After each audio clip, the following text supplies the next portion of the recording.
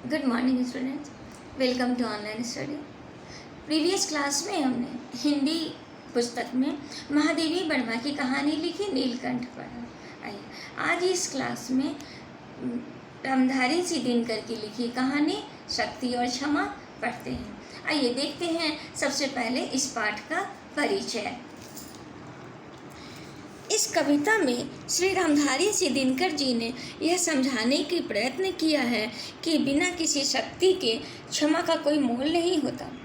वही मनुष्य दूसरों को क्षमा देने का अधिकारी होता है जो स्वयं शक्ति संपन्न हो। इतिहास इस बात का गवाह है कि अनुनय विनय को भी मान्यता तभी मिलती है जब मनुष्य शक्तिशाली होता है। शक्तिहीन व्यक्ति यदि किसी के प्रति क्षमा भाव प्रदर्शित करता है तो उसे केवल कायर ही समझा जाता है। आइए अब देखते हैं दिनकर जी की लिखी हुई कविता शक्ति और क्षमा का भावार्थ। क्षमा दया तप त्याग मनोबल सबका लिया सहारा, पर नर व्याघ्र सुयोधन तुमसे कहो कहाँ कब हारा। क्षमाशील हो रिपु समक्ष तुम हुए विनत जितना ही, दुष्ट कौरवों ने तुमको कायर समझा उतना ही। क्षमा दया तप त्याग मनोबल। इस पंक्ति में दिनकर जी ने महाभारत के युद्ध के बाद भीष्म पितामह युधिष्ठिर को समझाते हैं और यह पंक्तियाँ भीष्म पितामह की कही हुई पंक्तियाँ हैं। पितामह कहते हैं कि हे युधिष्ठिर, तुम कौरवों को शांत करने के लिए क्षमा दया तप त्याग और मनोबल सबका सहारा लिया, हर तरीके से उन्हें शांत कराना चाहा, परंतु हे शक्तिशाली युधिष्ठिर, तुमसे दुर्योधन कहाँ हारा, कब शांत हो सका? वह शांत तो नहीं हुआ, अर्थात वह हमेशा ही तुम्हारी चालाकी दिखाकर वह जीतता रहा। तुम अपने शत्रु दुर्योधन के सामने क्षमाशील बनकर जितना ही विनम्र आचरण करते रहे, दुष्ट कौरवों ने तुम्हें उतना ही कायर या कमज़ोर समझा, तुम्हारी विनम्रता को कमजोरी समझा और वे तुम्हें सदा हमेशा ही दबाते रहे।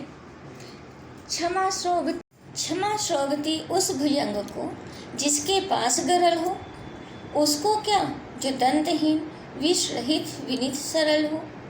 3 दिवस तक पंथ मांगते रघुपति सिंधु किनारे, बैठे पढ़ते रहे छंद अनुनय के प्यारे प्यारे।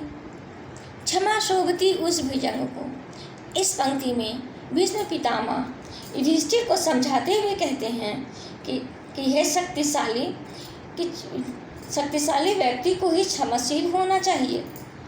शक्तिशाली और पराक्रमी व्यक्ति किसी को क्षमा करे तो उससे उसकी शोभा बढ़ती है, परंतु जिसके पास शक्ति नहीं है वह क्या किसी को क्षमा करेगी।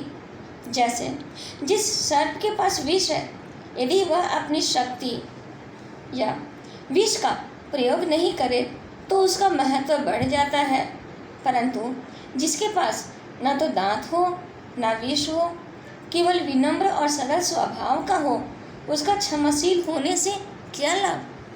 3 दिवस तक पंथ मांगते रघुपति सिंधु किनारे, श्री राम समुद्र के किनारे 3 दिन तक खड़े रहकर सागर से पार जाने का रास्ता मांगते रहे। वे उसकी खुशामद करते रहें, उनसे प्रार्थना करते रहें और उनसे प्यारे वचन बोलते रहें। सागर पर अपनी पूरी विनम्रता दिखाते रहें, फिर भी उस पर कोई असर नहीं हुआ। सागर ने रास्ता नहीं दिया श्री रामचंद्र को सागर पार जाने का। फिर अब उनकी बातों को अनसुना कर दिया।